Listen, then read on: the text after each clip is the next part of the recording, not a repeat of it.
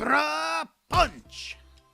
Hey guys, it's Patra, and in this video I want to talk about the latest patch of Hearthstone that just hit today. It's got some changes for standard cards and for Battlegrounds, so let's get right into it. The first standard card that was changed was Corrupt Elementalist. It went from 5 mana to 6 mana. And so this card, Corrupt Elementalist, was a really good card for 5 mana. And lots of people would even keep it in their mulligan, especially in the Shaman Mirror, because that's how good it was. You had to invoke your Galakrond card as fast as possible, and Corrupt Elementalist did this the fastest. So now it going to 6 mana does it like help, you know, put a kink into the deck, so because it was just way too strong. With it being at 6 mana, it clashes with other cards that are also 6 mana, such as the Kronk's Dragonhood. You're basically going to think about whether you need to invoke your Galakrond twice or draw your Galakrond card with Kronk's Dragonhood now.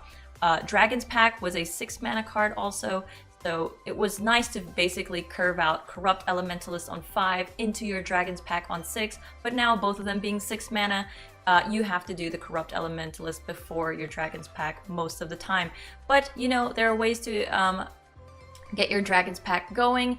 This is with your Invocation of Frost, 1 mana spell that you have to like try to find, or your 4 mana Devoted Maniac card that helps invoke, followed by the new turn 5 play of Galakrond Shaman will be Shield of Galakrond, and some lists already had that. So now you want to look for these cards, and you probably won't be keeping Corrupt Elementalist in your mulligan anymore because it's now 6. Gotta look for that the 4 drop, which is the Devoted Maniac, and hope to draw into your Shield of Galakrond or Invocation of Frost. So that's basically what my opinion about Corrupt Elementalist. I think this is good, like a good nerf to Galakrond Shaman. Like I said, it's going to put a kink to it. I think that Death Rattle Rogue might be better than this deck now because of this nerf. But yeah, let's see what happens in the meta now. Sludgelurker, this was the next card that got a nerf. It went from 2 attack to 1 attack, and honestly, I'm fine with this. I didn't expect that they would nerf this card at all. I thought it was fine, but I can see why they did it. It being a 1-drop with a 2/1 contests a lot of 2-drops actually, and you get a lackey from it, and lackeys are pretty good. So yeah, like just like nerfing the attack a little bit so it doesn't contest against some 2-drops seems pretty good. So now Evil Totem, like if you're in a Shaman Mirror, your Evil Totem is probably going to live a little bit longer because, you know, Sludgelurker can't kill it anymore. You need the right lackey to make sure you kill a 2-drop basically. The next card that got nerfed is Faceless Corruptor, and it went from 5 attack to 4 attack. And honestly, I definitely saw this one coming. I even said this on my stream. I think it just should be a little bit lower with attack. Like having it as a 5 attack definitely was just really silly. It had 2 rush guys with 5 attacks, basically killing whatever it wanted on turn 5. So I like that it is now 4 attack. It doesn't kill off people's Shield of Galakrond in the Shaman Mirror, let's say. So you're gonna see Shield of Galakrond just becoming generally a better card now because Faceless Corruptor can't kill it. The next card that got nerfed is finally the one that people were waiting for the longest time. It was, well, not really the longest time, but maybe for the last couple, well, the last expansion also, they were just saying how strong it was, is Mogu Flesh Shaper. It went from 7 mana up to 9 mana. Definitely not very good anymore, and it's not really going to be seen in play anymore.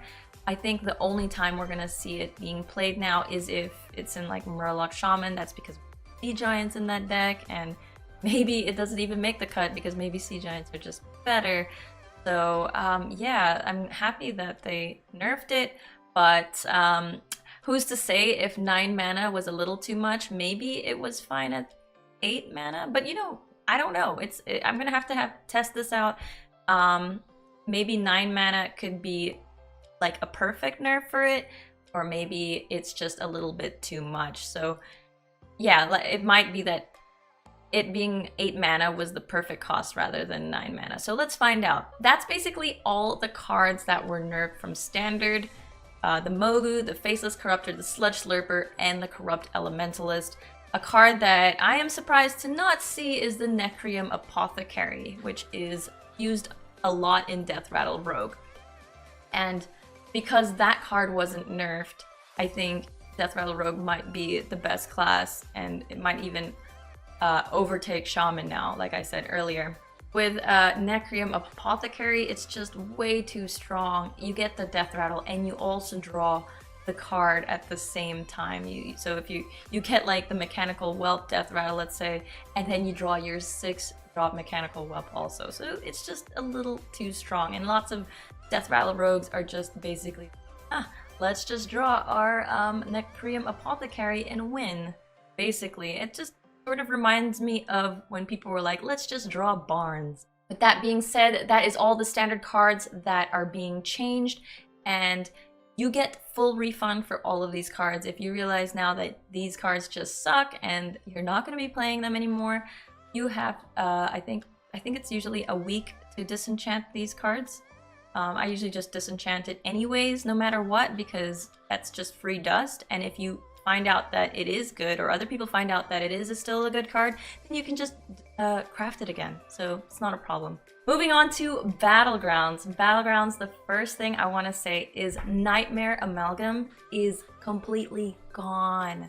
And a lot of people are really, really sad about this change. They're just like, where did this come from? But you know, honestly, I'm all for change. I like things to be different, and with Battlegrounds and like Hearthstone Standard, Blizzard has been doing a really good job these days with, you know, picking up the pace with nerfing and, you know, changing little things here and there to make people happy. So I'm really, you know, excited to see what the new meta of Battlegrounds is like with Nightmare Amalgam out. And, you know, a lot of people teased me about how I said Amalgam. I don't know if I'm even saying it right now, but I'm just happy that card is gone now. I don't have to say it anymore. Another thing that has been removed completely from Battlegrounds is Bronzebeard. So this hero card was very, very good. You always pretty much saw Brand Bronzebeard top 4 in Battlegrounds. So I'm just happy that they removed him. They could have honestly possibly given him a nerf. Not sure how that would have happened, but instead they just completely removed him and they put back Bartendotron. And let's see what that's going to be like. We're still going to see maybe Rafam be on top there. And Nefarian, of course, being one of the best heroes. And then the next change we have for Battlegrounds is the Boogie Monster move from tier 5 to tier 4. And I like that because Boogie Monster, nobody really cared about it being tier 4 now. Maybe sometimes people are going to pick it. Meccano Egg moved from tier 5 to 4. Meccano Egg was kind of annoying that it was tier 5 every time I was a mecha build. And I reached tier 5, I never saw it. And now that it's tier 4, I'm most likely going to see it now, and that's pretty cool, especially if I'm a mech build. The Beast, the card that was actually one of the worst cards in Battlegrounds, the Beast actually moved from tier 4 to tier 3. And that's so funny because honestly, when I first saw the Beast card, I thought it was actually pretty good, but I hated that it gave my... it wasn't... I thought it was really good because of the stats, but then you find out that it's actually just really not, because you just end up giving your opponent 3/3, and if that lives and you just die, then you're just like, why did I pick B? But being from tier 4 to tier 3, it might, like the stats at that tier might just be good enough for you to win some fights, and positioning will definitely matter when you pick it on tier 3. So yeah, I think people are just going to be using that more, just like the Boogie Monster. It's nice that they're just adjusting things that weren't seen in a lot of play before and might see more play now. Coldlights here moved from tier 2 to tier 3, and I think this is really good, especially if people are going Murloc builds early on. And, you know, just getting that Coldlights here just guaranteed them those early wins, and now making it harder and moving it up a tier is definitely going to help. Primal Fin Lookout went from tier 4 to tier 5, and I like this a lot also, especially since Primal Fin can discover the new Murloc card, the King something something. I don't remember, but yeah, it's a very strong Murloc card, and it also finds Tox Fins. So basically it is a tier 5 card, so I think it's found its place in this tier. I'm really excited to play Standard to see how the changes affect things, and same with Battlegrounds. Let me know what you guys think in the comments below. Or is there anything you just hate that they did? Is there anything you wish that they did but didn't? I'll go read your comments, and yeah, I hope you liked the video. If you did, make sure to give it a like and don't forget to subscribe. Bye!